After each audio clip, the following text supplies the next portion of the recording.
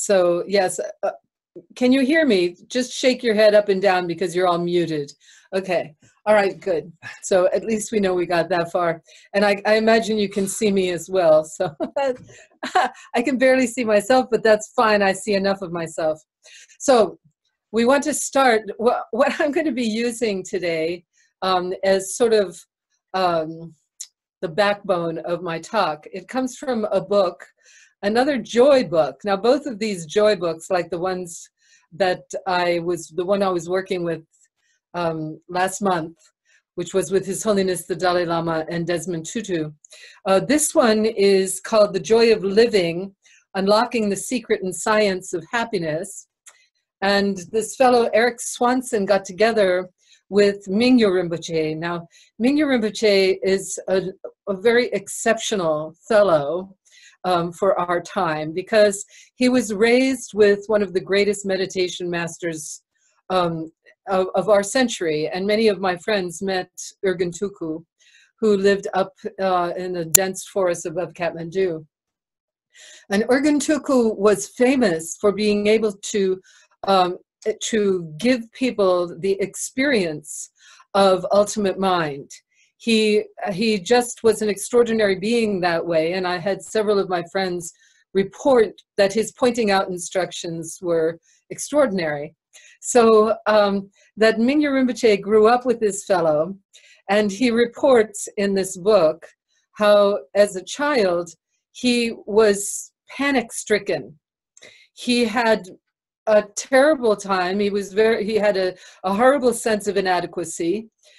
He was terrified that he would not be able to live up to the tradition of his family. And so in this book, he writes about his process. And because he's a rather youngish fellow, meaning my age, which is ridiculous, that's not young, so but way younger than me, because of this, he has traveled a great deal in the West and has studied and worked with various scientists. And so he is able to take the marvelous discoveries that have been made by our scientists about the brain and its function, and their search for the mind, and their inability to actually find the mind anywhere. So putting that together with probably an extremely traditional approach to Tibetan Buddhist practice, because as a Tibetan, part of this fabulous family and lineage, he had all of the training and the prayers and the possibilities, and certainly he developed the view and the method. So this gives us really, the reason this book so intrigued me is because one of my issues with my practice, or my work, my study, you might say, of Tibetan Buddhism, was that many of the words, or some of the most important words, were mistranslated. If one was a practitioner, and if one was really gaining any kind of insight into the methods and the view, that one, the words that were chosen in English did not really speak adequately. For instance, one of the main words that really got my attention, because this has been an argument that I have, an internal argument, you know, I fight with the other side of my brain, but is the translation of the word virtue. Because virtue is very Catholic, and it has really disturbed a number of my students who, like myself, have lived on the edge a lot. And in the classical sense of virtue, we could not be in any way considered virtuous. And yet, according to the way the teachings were presented, it seemed to me that we were impeccably virtuous, because what I understood the teachings about virtue to mean was that as we, the main poison, the sort of what Catholics would call original sin, but what Buddhists call original ignorance, is the understanding or the idea that we are separate from the whole. As soon as we divorce ourselves from the idea of the understanding of interconnectedness and what that means, we become disoriented and in many ways disabled. And so, but as we move towards an understanding that when we work or move or think or speak or sing or dance to celebrate our interconnectedness, that our virtue is increased. The idea and understanding of what virtue is, it is increased by this activity. If we to decrease or become unvirtuous, it's when we engage in activities that turn away from the idea of interconnectedness. In other words, if we harm someone for any reason, if we separate ourselves from someone, so if we think that person is no good, that person is bad, that person is outside the circle of my love, if we do that, that's non-virtuous, not because we're bad girl or any of that. It's because it's a misunderstanding of interconnectedness, and it will deplete our power. It will deplete our capability. It will deplete our energy. So the reason that I started with this is because it's one of the words that popped up in this marvelous book of Mingyur Rinpoche's teachings, because he discovered he had the same understanding. The word virtue, in the way that an English person would use that word in the contemporary world, does not fit. Even for a Tibetan, it does not fit. It's not a matter of, karma is not a matter of good girl, bad girl.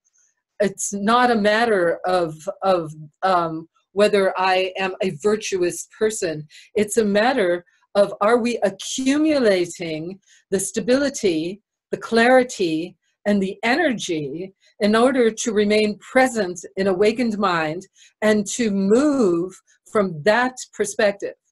That's virtue. That's what we're seeking. And so how do we translate that? And then he discovered in his studies that the word virtue, when it was first conceived, actually meant the power to heal. The power to heal. And when I mentioned this to one of my students, she said, oh yes, you know, in the Bible, there is the story about the woman who had an issue or had a problem, and she touched the hem of Jesus' garment, and he reports, my virtue has left me. The virtue has left me. Now, this is a Bible story, but it illustrates the ancient use of that word and much more accurate to what is meant by the understanding that we must accumulate virtue. So the thing that I really wanted to, the sort of motif of this talk is Urgen Tulku instructed his students, although he instructed his son to do a number of different retreats, and within the retreats his son had great realization and understood how, in fact, eliminated the whole, all of the tension, all of the sense of inadequacy, and definitely all of the panic attacks that he was having. He completely overcame them, and he overcame them through the meditations. So when and he describes the different meditations in the book, and the thing that really captured me of these meditations, all of them are very familiar to me, but he says over and over again, many times, small amount. Many times, small amount. And I think that this is a tremendous instruction for all of us to realize that, because we have what we may call busy lives. Let's face it, there are things coming at us from all directions. And the idea of, for many people, of putting aside any amount of time to sit in meditation is actually a frustration. That they will report again and again that they take on a personal practice, they engage in a personal practice, but they can't get anywhere with it. They don't get anywhere with their practice. In fact, after a month or maybe even a few weeks, it becomes less and less until it disappears. And then what occurs is a sense of guilt. then they start beating themselves up. I'm not spiritual enough. I can never attain a spiritual goal. And so then they lose even more energy in the wasteful habit of guilt and this sense of inadequacy. So I really wanted to help us to get past this, because in many of the teachings, it is told that at a certain point, we have to put aside these rituals. We put aside the formality of practice because we engage in the spirit of practice. And so in the spirit of this season, I am inviting us all to engage in the spirit of practice. It starts, first of all, with a total affirmation of the fact. Now, here's a little quote. No matter what you might think about the circumstances that define your life, you're already good. You're already whole, and you're already complete. This is the inherent potential of your mind. So according to these teachings, we already have what we need. It may be latent. It may be covered by shadow. It may be distorted by ignorance, which is like a cloud arising in the mind. But our mind itself is unlimited potential. Now, this is, again, a definition coming from Mingyur Rinpoche, which I think is extremely helpful, because ultimate mind is often referred to in Buddhist practice as emptiness. And I cannot even imagine anything more deceitful than this word to describe ultimate mind. The scientists describe it really fabulously when, as they turn up their microscopes to a higher and higher degree until they're seeing atoms, they're seeing the approach of atoms, they're seeing atoms appear and disappear into the vacuum. In other words, the disappearance of form is beyond anything they can describe in words, because there are no words to describe it. So in fact, there is no word to really describe ultimate mind. We can only describe it by an activity. So this is why another beautiful reference that I've noticed with Tibetans that's becoming more and more prominent is to describe our persona as a stream of becoming. In other words, we are not a noun, we are a verb. We are a combination of everything that we experience, everything that arises in our experience. Every sensory experience that we have is an aspect of our essence, but it is not the whole picture. The whole picture disappears into what we cannot even describe. So, and that is an experience, a valid experience, and it arises when we relax the mind without judgment.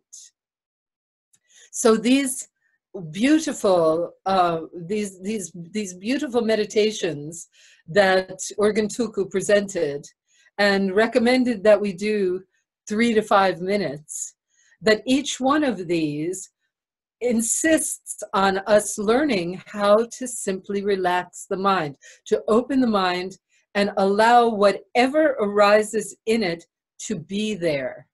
If it's pain, if it's confusion, if it's obsession, whatever it is, it doesn't matter. Without judgment, allow it to arise in the mind and look at it. One of the things that I really enjoyed about his engagement with the scientists was the conversation they had about where is the mind. Now, this is a very powerful practice that is part of Tibetan mind training, which is go into a meditative state, look at the mind, and then say, where is the mind itself? Where is it? It doesn't take long for you to realize that there is no place where the mind resides, that there's no way of measuring the mind. So understanding that actually is very helpful, because then we realize that the brain and all of the things that are going on in the brain, that they are not, they are distinct from the activity of the mind, and that the mind itself, awareness itself, can have a great effect on the brain. Let's see, how am I doing? Yeah, I have to watch the clock because you know I can just let this get away from me. So what I wanted to do today is I just wanted us to experience these brief moments of meditation. And then we'll come out of the meditation and I'll go back to talking again. So what I've requested Josh, now last time we had a slideshow during meditation because I don't want you to look at me. I don't want you to look at me talking. But this time Josh has arranged some beautiful mandalas. So for each one of our meditations, he's going to, we hope, we don't really know if our Zooming is going to work. We have plans, and then we have the execution of the plans. So now, my picture should disappear, but my voice should still be heard. Let's try that and see if it's going to work. Josh, first mandala.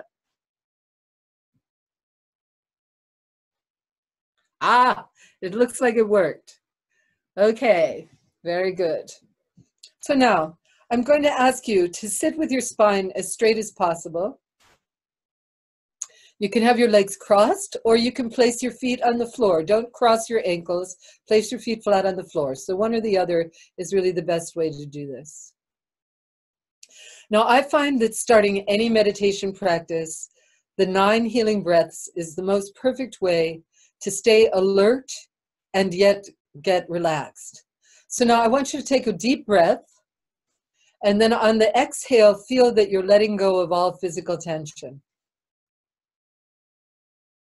Again, deep breath. And on exhale, let go of all physical tension. Now do this according to your own breathing rhythm. Don't let me impose it on you. Just keep breathing in, and with an exhale, let go of all physical tension. Now, as you breathe in, allow your mind to simply give you an internal massage, finding out where your tension is. Where is your physical tension? And then give the body the command, let go. So your mantra right now is let go. As you inhale all the radiant light of the universe, and you exhale and you let go of any physical tension.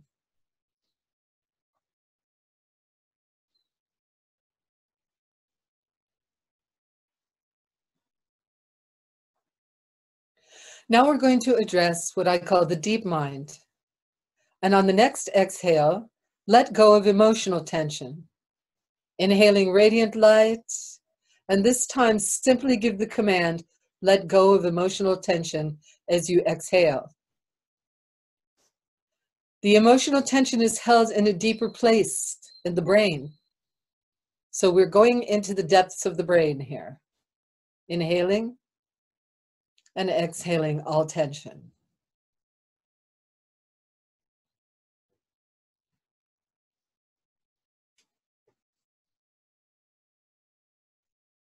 Now, inhaling radiant light and exhaling any mental tension that you might have.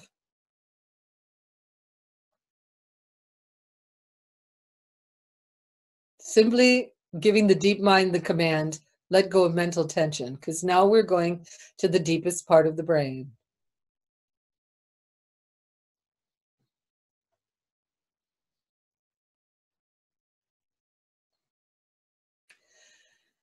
Now, place your attention on your breath, just simply without any command at all, just feeling, observing the inhale and the exhale.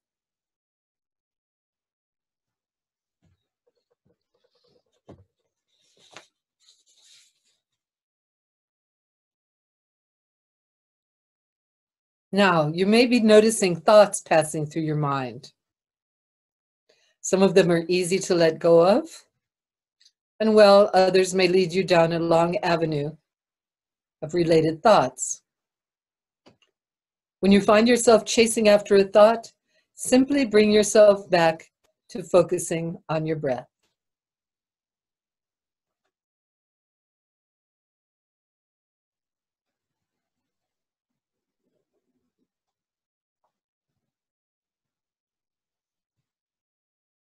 Don't worry if you have a lot of thoughts.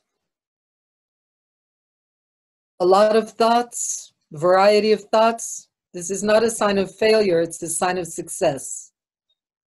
You are recognizing how many thoughts pass through your mind without your even noticing them.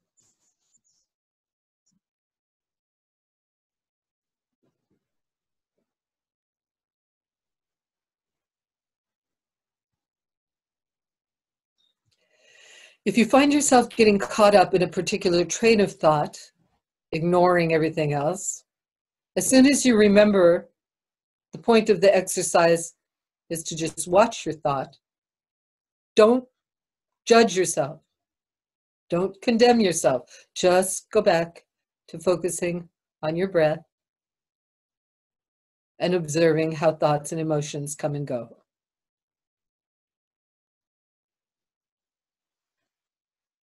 Mind's clarity is not disturbed.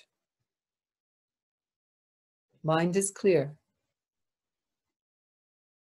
Thoughts arise and pass away.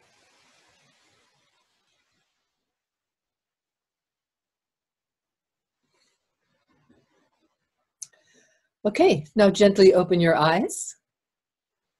I'm going to appear back on your screen. That's a really beautiful mandala, Josh. Thank you. Okay, now that was just a couple of minutes. Just took a few minutes. This is the kind of meditation that Urgen Tulku taught his son, Mingyur Rinpoche. This is what we can develop. Now, in your busy day, in your busy time, when you start to have a sense of panic arise, because this is common. I didn't even recognize what that meant until my acupuncturist once, I was describing some issues that I had at a certain point in my life, and he said to me, "You're having a panic attack."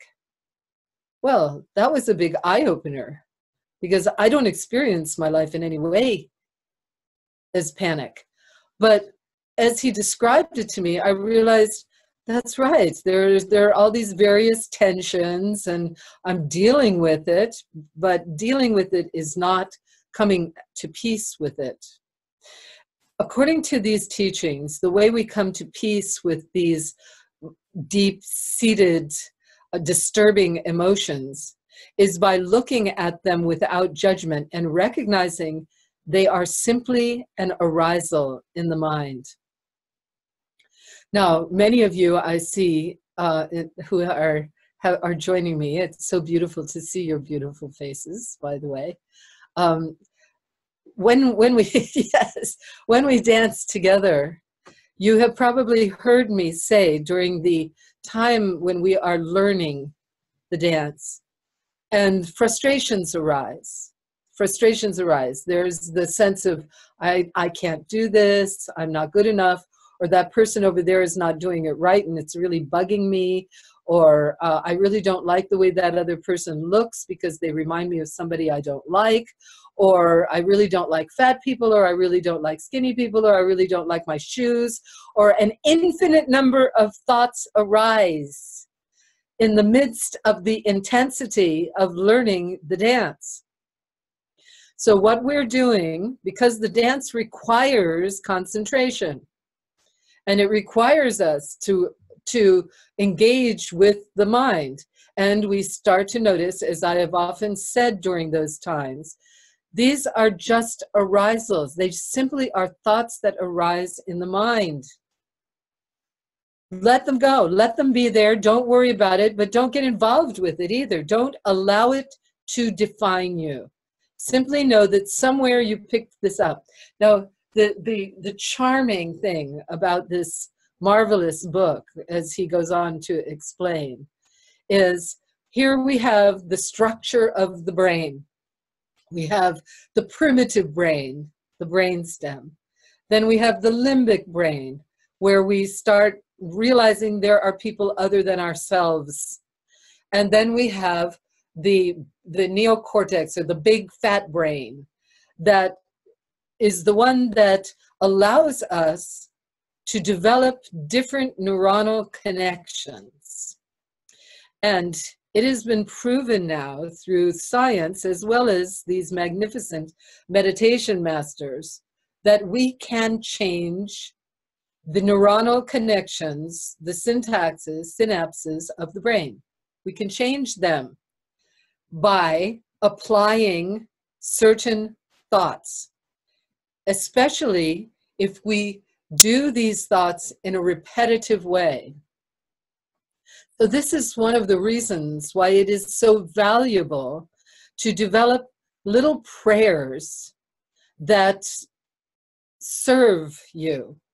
My favorite, for a while when I was having a really hard time with a group of friends and students, when I just couldn't find my equilibrium. And so I started chanting constantly, may all beings have happiness and the causes of happiness. May all beings be free from suffering and the causes of suffering. May all beings dwell in bliss, free from all suffering. May all beings dwell in equanimity, free from attachment and free from aversion. So every time my mind would drift off into thoughts of revenge, which is a common one, or, you know, I can't wait until I see them so I can tell them what I think of them, those kinds of things, or I will reject them from my friendship for the rest of my life, I could care less about them. All of these wonderful separatist thoughts that were just raging, every time they would arise, I would engage, may all beings have happiness and the causes of happiness. I got that going so strong. It was almost a month that I withdrew from, you know, I just stayed up here and worked in my garden and prayed. So by the time I went back down into social life, that's what came up, no matter what anybody was doing. And it was a great liberation for me. It was a great liberation for me. So again, as we engage, because our life is about engagement. Most of us, we have children. I know many of you have children, you have families, you have partners, you have workplaces, you have infinite numbers of people that, and plus we have our whole political situation of our country, of which we feel responsible. So in all these different ways, we are constantly called upon to engage. So how are we going to engage? What is the degree to which, what are we going to do when these thoughts of unvirtue, when these unvirtuous thoughts, meaning putting someone or something outside of ourselves and feeling that to harm them is okay because they are outside of ourselves. And this means harm them through negative thoughts as well as through words or activities. So whenever we think that, we ourselves are diminished because we are creating neural patterns in the brain that are antithesis to our essential nature. Now here's another one that the scientists discovered that I think is just magnificent. Our essential nature, in fact, is one of compassion. Our essential nature is one of loving kindness. Anything that obscures that is not a part of our essential nature. The drive for survival, which sits in the most primitive brain, is in fact just that, most primitive. And it functions on dissatisfaction. Because in order to maintain the body and its progeny, we need to have a sense of dissatisfaction. If one jump in the hay satisfied us ultimately, we would never do it again. So it comes up again and again because we have a sense of dissatisfaction, an itch that we need to deal with. There's also the pleasure of food. We eat, and then there's a sense of dissatisfaction, so we eat again. Therefore, we perpetuate the primitive life of the body. But the mind is far more connected outside of the body. We are infinitely bigger than this physical body that we inhabit. And therefore, we seek out a happiness that is beyond these constant dissatisfactions. And is it possible, according to these teachings? Absolutely.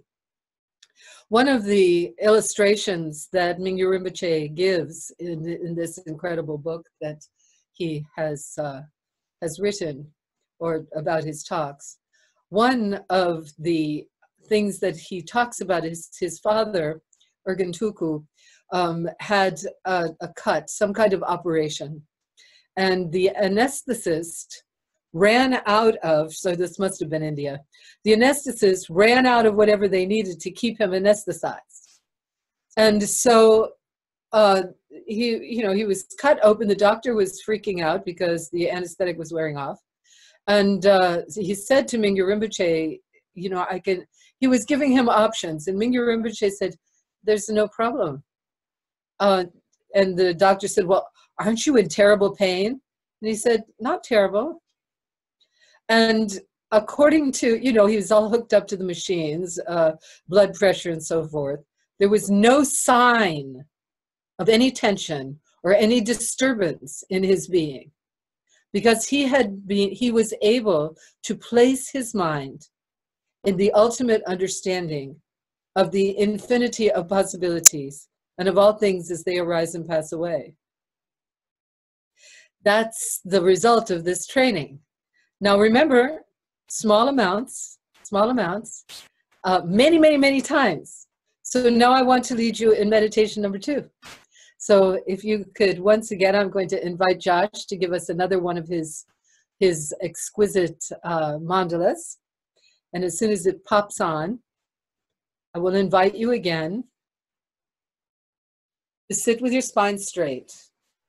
This is important because it allows the winds of the body to come into the central channel, either with your legs crossed or with your feet flat on the floor and your hands just resting comfortably. Briefly focus on the breath with the sense of inhaling radiant light and exhaling and letting go of any sense of disturbance, any physical tension, emotional tension, mental tension. And now we are going to just let the mind rest. If thoughts or emotions occur, physical discomfort, sounds, smells, any sensation at all, just take note of its arisal. Take note of it arising and passing away. If nothing happens, wonderful. Just relax in the openness of your own mind. Let the mind rest. The mind is completely resting and simply observing thoughts, sensations, hearing, feeling, body awareness, smells, anything that arises in the mind. Just keep the mind completely relaxed and simply aware of what's arising.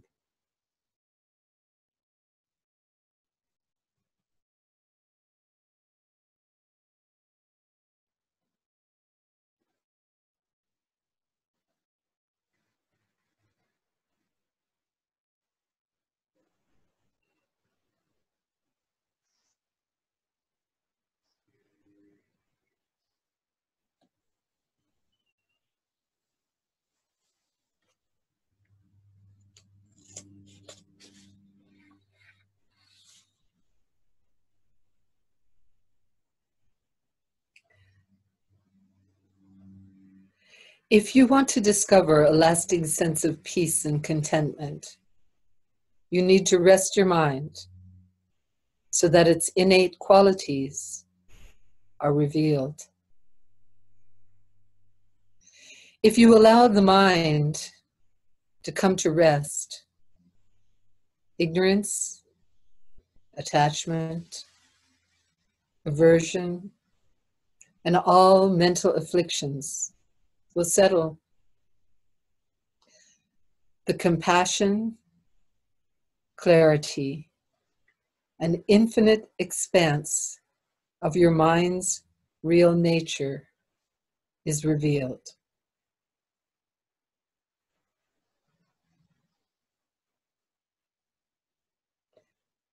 Now, gently, let's come back to present. And we'll have the mandala. And there you are again. This was just a few minutes. He recommends 3 minutes, 3 to 5 minutes. Give yourself a taste of openness as often as you can. So there are all kinds of moments when you have this opportunity. All kinds of moments when you can simply breathe, relax, realize you are aware, and then in that awareness, look directly at the mind and what arises in it.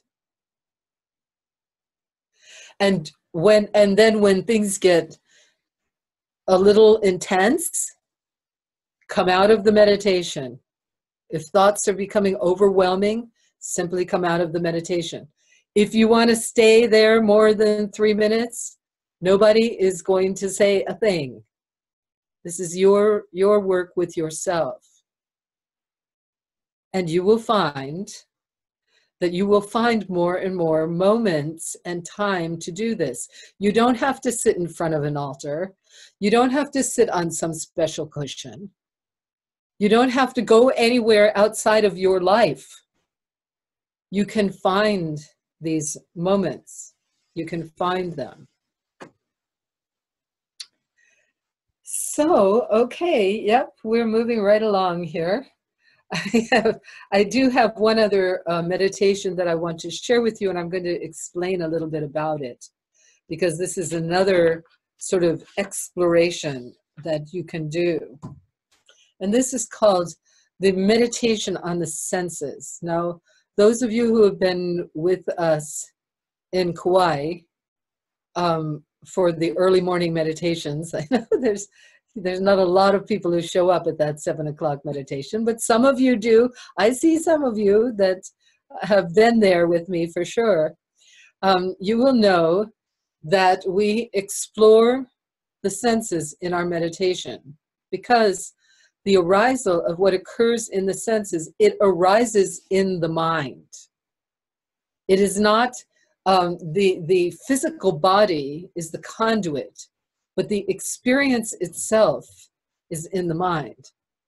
And it is very helpful to take note that all of these sensations, we can use these sensations as objects of meditation. Very often, people will tell me, well, I can't meditate because I can't find a place that's quiet. In that case, I would recommend you use sound as your meditation. Meditate on sound. Or, there's so much going on around me, there are people coming and going. Use sight as a meditation. So I wanted to give you a little experience of that. But first, I'm going to ask you to, because I need to do this, to stand up and move your body a little bit so that we can, just get a little, really, I think it's real important to get everything moving around. Do a little hip wiggle there, and do a little chest wiggle, and a little shoulder wiggle. Oh yeah, oh that's good. Oh, you all are looking fabulous there. Some head things. Okay, shake your hands. Shake your hands. Okay, that's really good. Okay. Yeah. Okay. So this is the other piece, another piece of it. I suggest that you do that kind of practice before you meditate. Shake some part of your body, shake it loose, move the energy in your body so that as it settles, it doesn't settle in its normal, tight, tense groove. Now remember, even if we just did these in little chunks, you know, for those of you like me who are on the computer for hours and hours at a time, separate, stand up every hour, shake a little bit, sit down, do a little emptiness meditation. It's only going to take you 5 minutes most. And see what a difference it makes in your ability to engage in your work. Okay, all right, so now here we go. We're going to do the meditation on the senses. Now I'm going to brush through this rather quickly. You can do these for any length of time at any point. Now, as I said, for those of you who I have all of these notes here that I have been working on all month preparing for this talk. So those of you who make some kind of donation, any kind of donation, I will send you by email these notes so that you can now also, you know that we will make available to all of you the link to whatever is being recorded as well. So you can use that again. But I do want to let you know the notes are actually really valuable. I have almost 20 pages of notes from Urgen Tulku's book that I'm not even going to get close to sharing. But just in case, you know, every now and then I think that, you know, in case the gift of gab turns off, I need to stimulate myself to know what it is that I want to share with you. So, okay, let's go on to the meditation on the senses. So again, I'm going to ask Josh to give us one of his beautiful mandalas.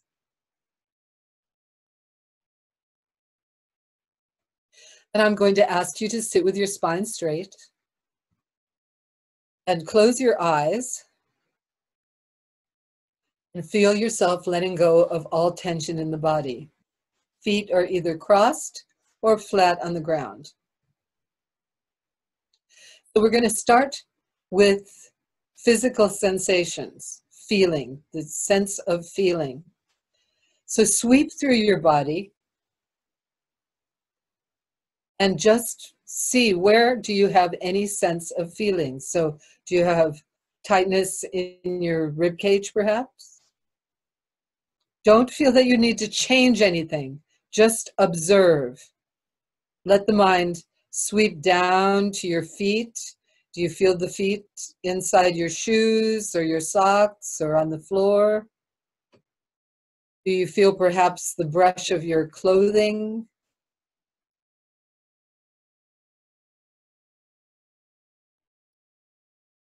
Shoulders? Do you feel the sensation of your breath, either in your nostrils or in your mouth? Do you feel your hair? Any physical sensation. Now, spending a few moments examining this, now relax the mind and simply see these sensations arising and watch the mind move.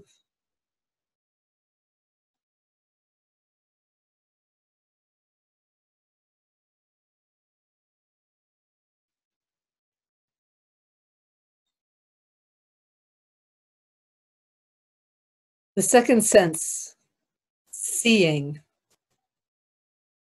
So now go ahead and open your eyes and rest your attention on color, shape. You can look around the room. You don't have to only look at the screen. And simply, without qualifying, without judging, simply look and see how things arise, how the sensation of seeing arises, and how you can see without judgment.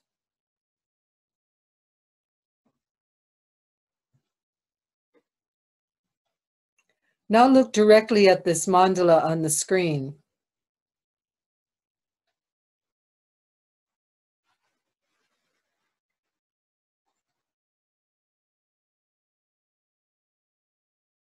Now relax. Simply allow the mind to relax.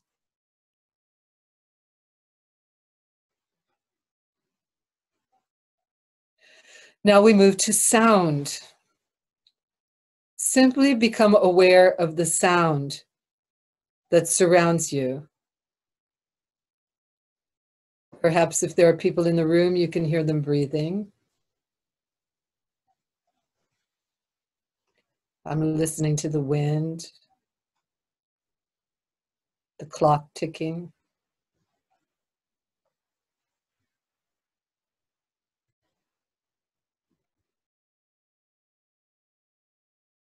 And now just simply rest your mind, seeing how sound arises in the mind without judgment.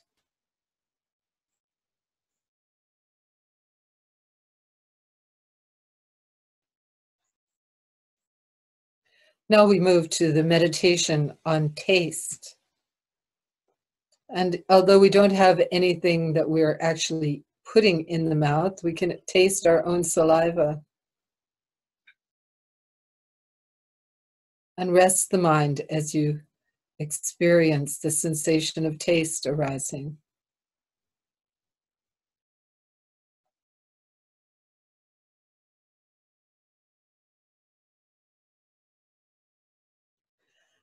Now, the meditation on smell.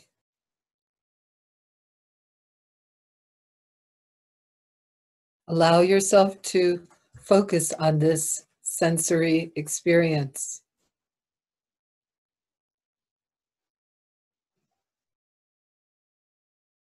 And relax the mind as you experience the sensations of smell.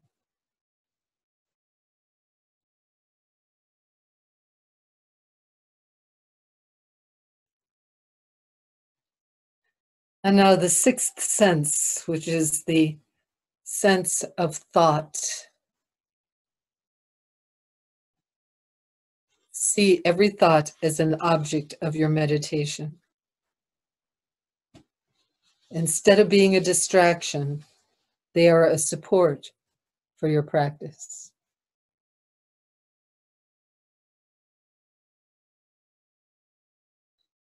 All right, everybody, let's come back. How are we doing? Okay, so now, Joshua, do we have any questions? Do any of you have any questions that you would like me to discuss about this or any other aspect of our Dharma activity? I think Josh has instructed us how to use the chat button, yes? Mm-hmm. So are you seeing, are there any chats there, Josh? That No questions yet. No questions. You're all enlightened. This is fantastic. I see people typing. Okay, we see some typing going on. I think you can also talk. Is there a place, Josh, where they can raise their hand and be recognized? Isn't there something like that? Might be easier to ask the question in the chat since there's so many Joshua Coos. Oh yeah, that's right. Yes, all of you who have become Joshua Kuv, it's really amusing. Yes. Someone was curious if you could hold up the book. Oh, I don't have the book. I have the book on my Kindle. So for those of you who have a Kindle, you should know that if you put the Kindle app on your computer, that you can lift whole sections of the material and paste it into a Word document. So when I'm working with a book that I want to share with Teach for Teachings, then I get the book as an ebook, because then I can take whole quotes from the book without having to retype them. So I'm sorry I can't show you the book. But really, you can get it on Amazon. It's very available. I will make available, let's see where my news notes, here we go. In my news notes, I include that information. The Joy of Living, Unlocking the Secret and Science of Happiness by Eric Swanson, Swanson. And he is compiling the talks of Mingyur Rinpoche, Mingyur. Mingyur Rinpoche. Okay, other questions? Yes. Anjali wants to, let's see, can you link the contemplation on interconnectedness and the experience of ultimate mind, or maybe do a brief guided meditation on this that we can use? Actually, that's what we've been doing, Anjali, in all of these meditations. Ultimate mind appears to be this great mystery because we are so busy engaged with all of the arisals in the mind. It's sort of like looking at the clouds and saying, I don't understand the sky. Well, the sky is there. And it's perfectly obvious to someone who has it pointed out to them. The sky is there. So what we're trying to do when you're doing these meditations, such as we did today, when you're engaged in these meditations, what will occur is as the mind's obsessions fall away, as you start seeing through them, the essential nature of your mind is constantly presenting itself. And we are constantly having an experience of this, but we don't recognize it. And because we don't recognize it, we have a sense of inadequacy. This is the main thing that we're trying to overcome, is the understanding that everything we identify with, the Tibetans call it the 5 heaps, everything we identify with, name, form, thoughts, emotions, feelings, all of these things are not permanent. They don't define us. They are a part of us. They are part of the stream of our becoming. But we are so committed to these things, and anytime any one of them is threatened, we become resistant. And the resistance keeps us away from the experience of awakened mind.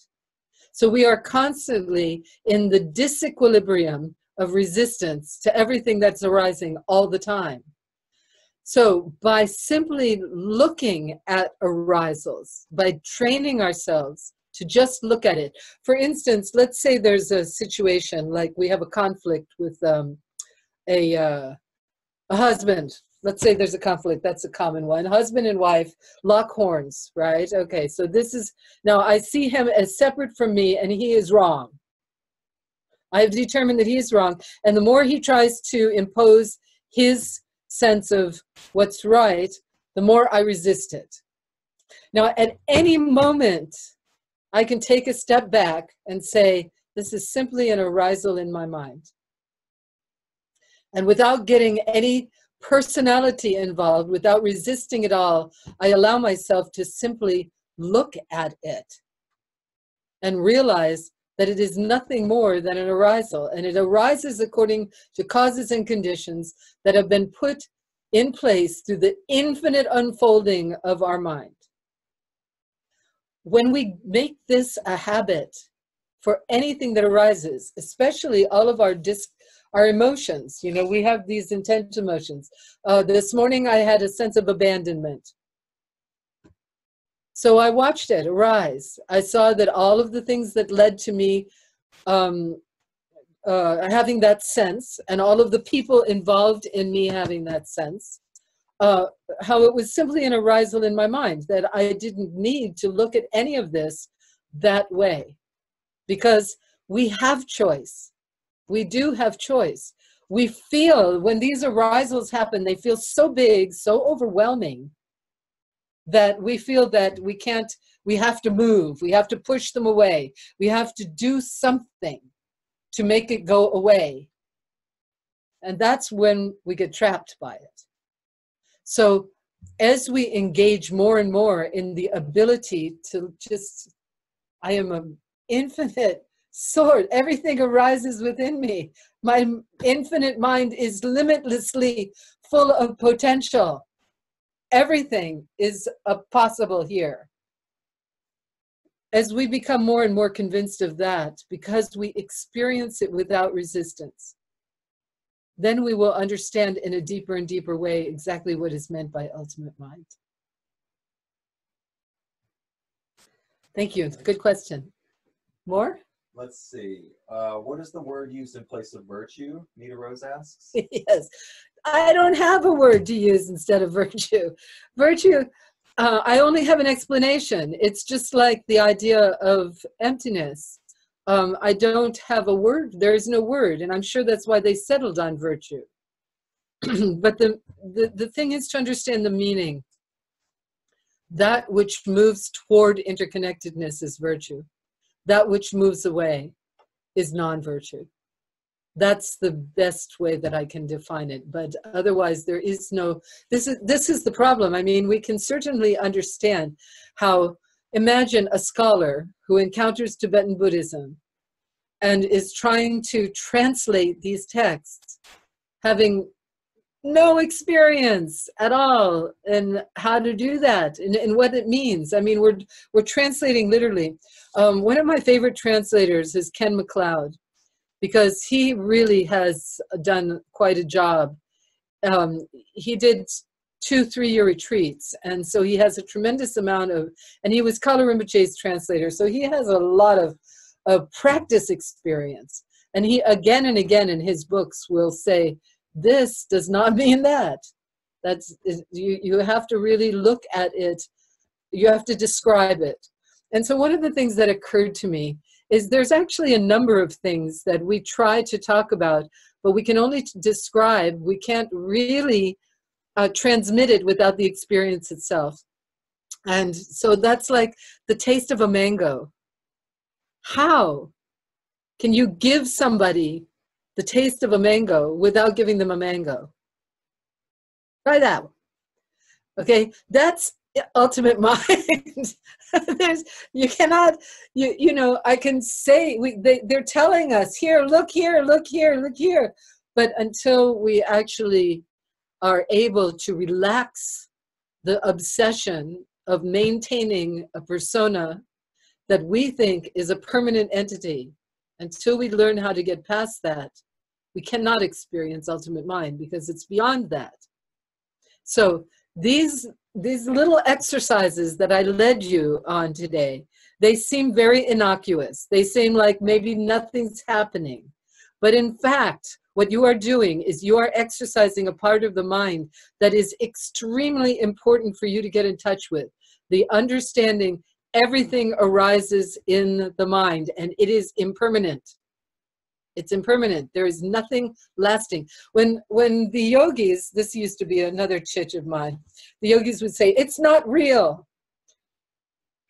Come on, what are you talking about? It's not real. Pinch me, I feel it.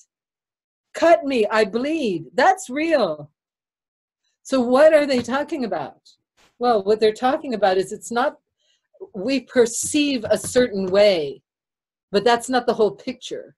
The whole picture is vast. It's vast. And in order to experience that, we need to relax. Have you ever seen, I actually have one on my wall here, but I don't want to, I don't know what will happen if I move my computer around. But at any rate, if you've ever seen these pictures where there are lots of little pieces, and if you look at it in a certain way, a whole picture rises out of it. Okay? This is excellent practice. Excellent. Because what you have to do in order to make that happen, you have to relax the mind. You have to relax perception and allow another mode of perception to open.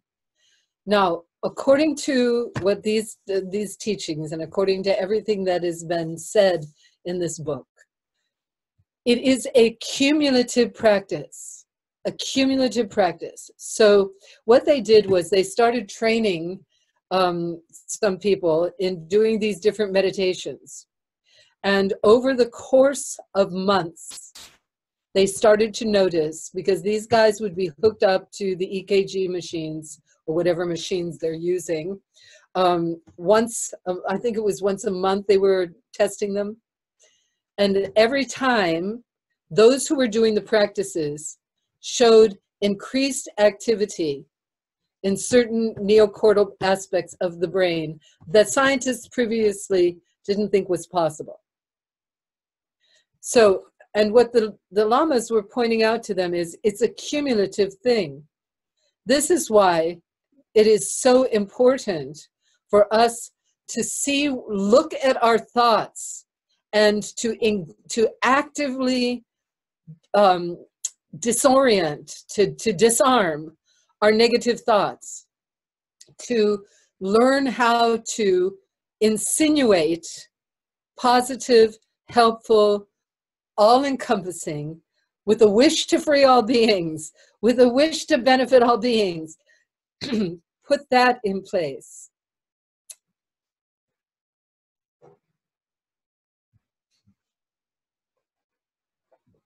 Other questions? Yes, let's see. Phyllis Danu says that when she sits, her body becomes very agitated.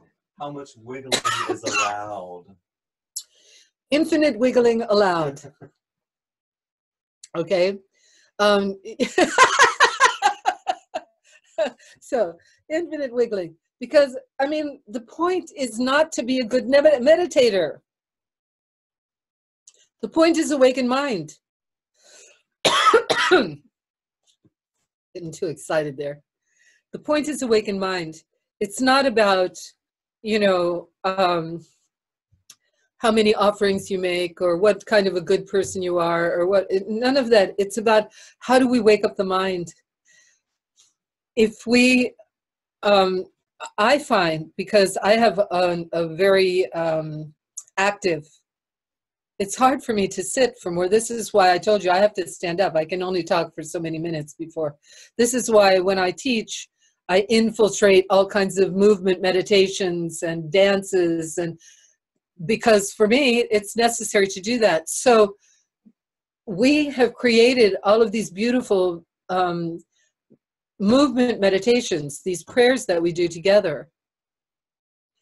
There's a specific reason, because we can engage the necessary aspect of the brain without sitting still.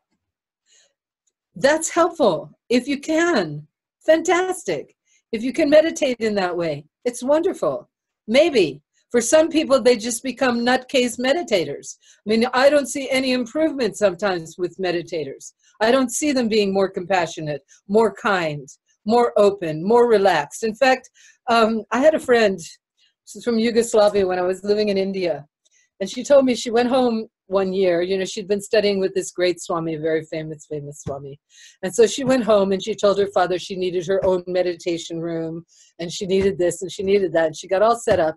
And she would go into her meditation room and she would hear the sound of their cook.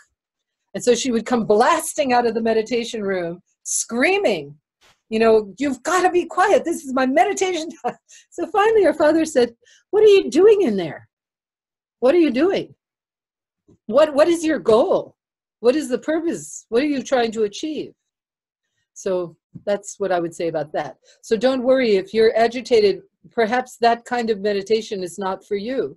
You're a wonderful dancer. You're engaged with the dances of universal peace and you're engaged with Tara. Stick with that kind of activity. One thing I found very charming in these meditations that Mingyur Rinpoche was sharing with us, his favorite meditation was mantra meditation. His favorite meditation. I thought that was really adorable after he's going through all of these ways of engaging with, because using the mantra, again, we're using these words of power that represent something liberating, and we're focusing upon it and we're relaxing inside of it. So don't worry about the squirming. Anything else? Well, I think you may have already touched on it, but does looking at the arisals help to make the deep shift that clears old cellular memory and deep trauma? Yes. Linda G. Yes, yes, yes. That's exactly it.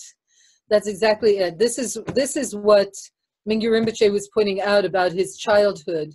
You know, we come into this life from past lives where, I mean, can you imagine? Somewhere there was the trauma of our death. So we carry all kinds of trauma in our primitive brain. We carry all kinds of trauma impressed upon us. So in order to overcome this, if we can just look at it without judgment, the problem with a lot of our trauma is we blame ourselves for it. No matter what it is, we have decided that we are inadequate somehow because we have allowed this to happen to us. And therefore, we judge ourselves. Now, there's nothing more damaging in distancing ourselves from the awareness of ultimate mind than the idea that we can't do it. That, of course, is the biggest inhibition, the idea that we're not good enough, we don't do enough, we can't have enough, and we continually judge ourselves according to these things. And our culture encourages us to do this. This is, of course, the unfortunate thing about our Western culture. At least some of the Eastern cultures, there's an encouragement to manifest an awakened mind. Our encouragement digs the hole deeper because it works on guilt. And guilt is totally useless. We have to become, you know, the stick and the carrot. The stick works, but it also works in developing a horrible sense of disturbance within who's ever being hit with the stick. We resist the stick. It doesn't work. It simply doesn't work. Guilt does not function. If the goal is to be a fully functioning human being, then we do not want to be floundering in guilt. We want to simply understand what moves us towards our goal and what moves us away. This is why the whole understanding of virtue is absolutely essential. Because without moving towards the center, the interconnectedness of being, without engaging with life in that way, we cause a disturbance. And this disturbance drives us into guilt and fear. Every time we harm another, we are telling the mind we don't believe in our ultimate nature.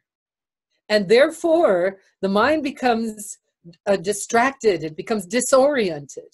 So this disorientation needs to be dealt with. This is why we have to eliminate this sense of self-judgment and judgment of others and this idea of wrong, wrong, wrong and non-virtue. And so we have to recognize it's about how are we going to become the most radiant, adequate human beings that we can be, or are we going to continue to flounder in disturbance and distraction, in disorientation? It's our choice.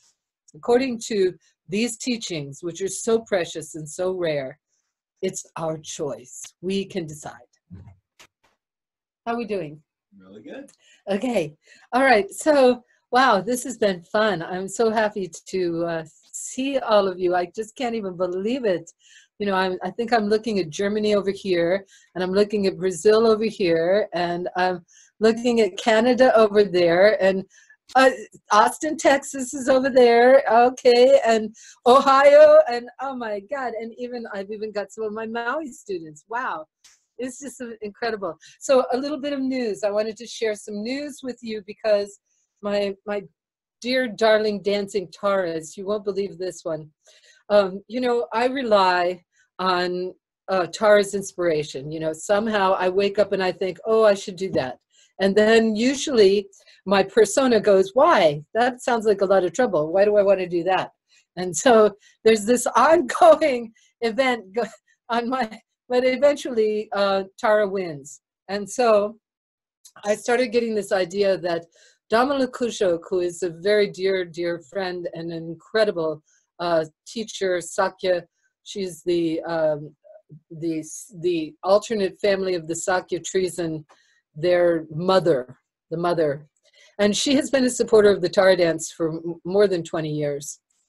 And she has invited, Parvati, of course, has been doing this for us. She has invited the dance, the Tara dance, the mandala dance to occur in her temple every year. And Parvati's done a wonderful job of manifesting this. Well, I had the feeling that I haven't taught in Seattle for many years and that I really, really wanted to dance for Damala. But I wanted to do this with the masks because she was instrumental in getting us to go to Bali to get the masks made, because when I was showing her different options, she said that Tara's masks should not be in leather, they should not be in any thing that harms creatures. And then she said, when I said, well, how about the wooden masks of Bali? And she said yes. So I thought it just started coming really strongly, and I called her and talked to her. And so she said yes, she's very excited about this. So October 13th is full moon in 2019, and we will be in the Sakya Temple. Now I'm hoping that our fabulous maestro of the masks, Miri, and Makari, both of them have been working with the masks now, that they will be giving some kind of workshops. I know that Makari is busy, but if we can get some time from her, I'm hoping that she will give a workshop just on the way she uses the masks. Miri, in the meantime, she engaged in the mandala in the masks in Caxias in the south of Brazil. And she just did another workshop in Brasilia with her group there. So she's very confident of us being able to dance the mandala formation in the masks. So I want you to let me know if you're interested in doing this, because what I'm going to try to do is assign praises before we do that particular engagement. So that's the big news. Now here's another sort of, here's a little, I don't know if this is actually going to happen, but one of my dear contacts, this was when I was dancing at Jamgon Khantrul Rinpoche's, it was in Rumtek in Sikkim. And there was a woman there who was restoring the old tankas. And she had a couple of kids who danced with me with the Tibetan children. And she's kept in touch with me. It's just pretty incredible. I mean, this was a long time ago, 92, I think, or something. At any rate, she lives where Pema Chodron has her seat. And she has been talking about getting in touch with Pema Chodron so that we could dance for her in Nova Scotia. Yes, I know, my little Canadian over there is all excited because we could stop by in Toronto on the way. Anyway, so, but nothing has really happened, but I just thought I'd tell you about it so you can, you know, bring it up in your prayers if you want, because I think she's one of the greatest Dharma teachers in the West, actually. Again, she is capable of taking these wonderful teachings and presenting them in a very palatable way for us Westerners. So let's see, what else do I have? Ah, here. Tara is dancing in the Encyclopedia of Women in World Religions. Our dear sister Phyllis Moses has been wonderful about trying to, you know, writing articles and things and trying to get us into more public publications. And she wrote this fabulous thing that, of course, they moved it around a little bit, but so now we are listed. The Tara dance is listed in the Encyclopedia of Women in Religions. I will be posting a link on the Taradatu website. I'll let you all know when that is coming. I haven't finished. There's still a lot to do on that.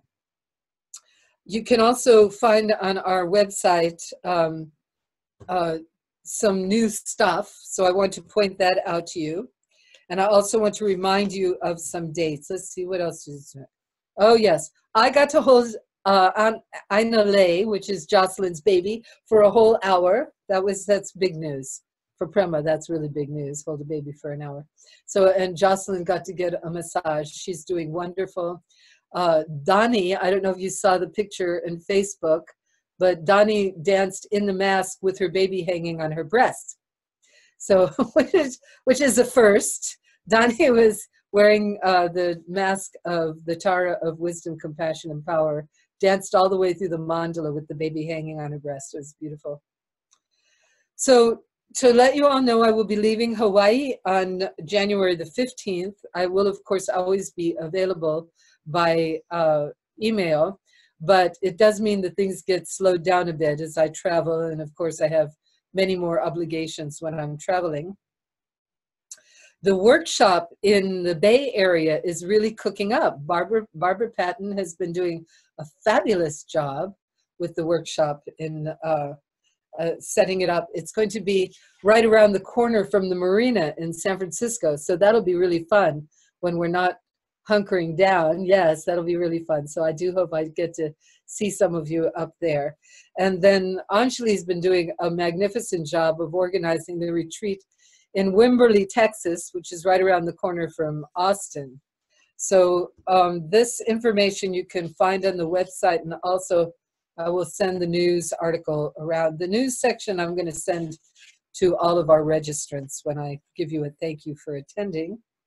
Let's see what else. Okay, and then of course there's Ecuador, there's the South American retreat, and there's the retreat at the Abode of the Message, and we have confirmed that space and date for June. We're going to try to do June as that from the Abode of the Message. We're going to try to do a little bit of pilgrimaging because there's a lot of wonderful Dharma centers in the area. So we'll see what we can develop for our fabulous friends.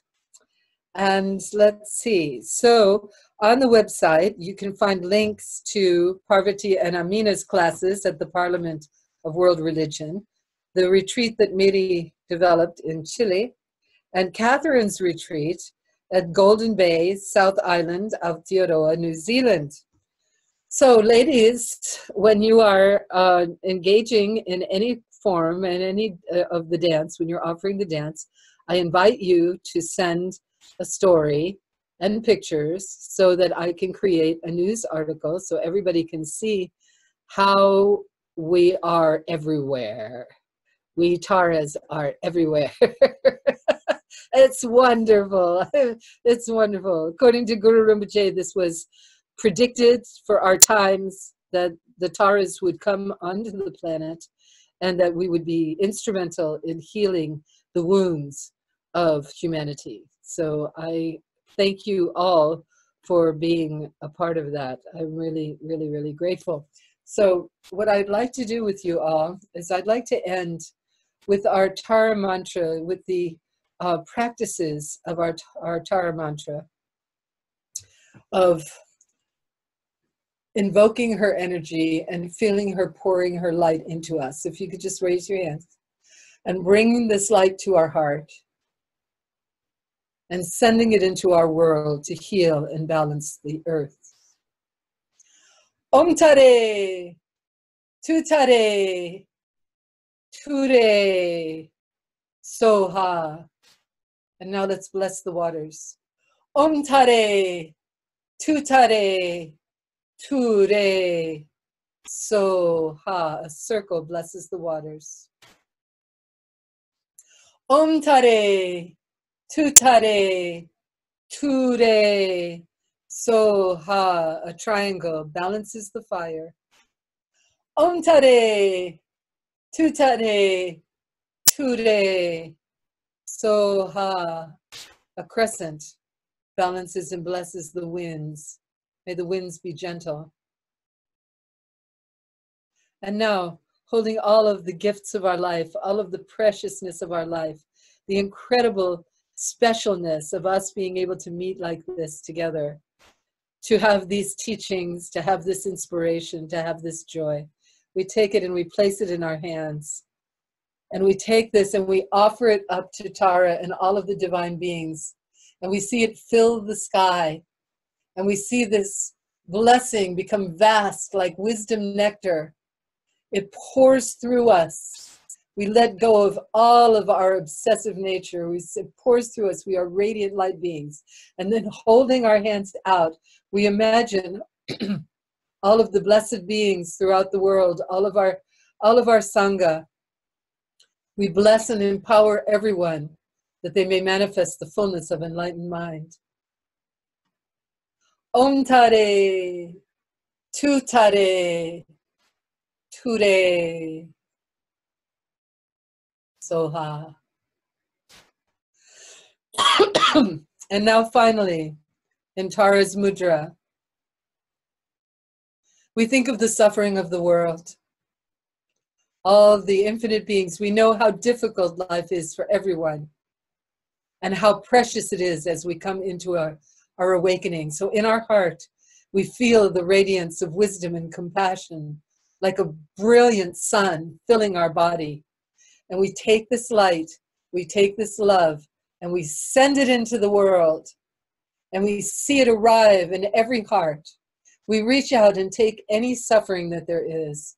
Like a gray cloud, we accumulate the suffering of the world, and we burn it in the flames of our wisdom and compassion until it is completely gone. Om Tare, Tu Tare, Ture, So Ha. Om Tare, Tu Tare, Ture, So Ha.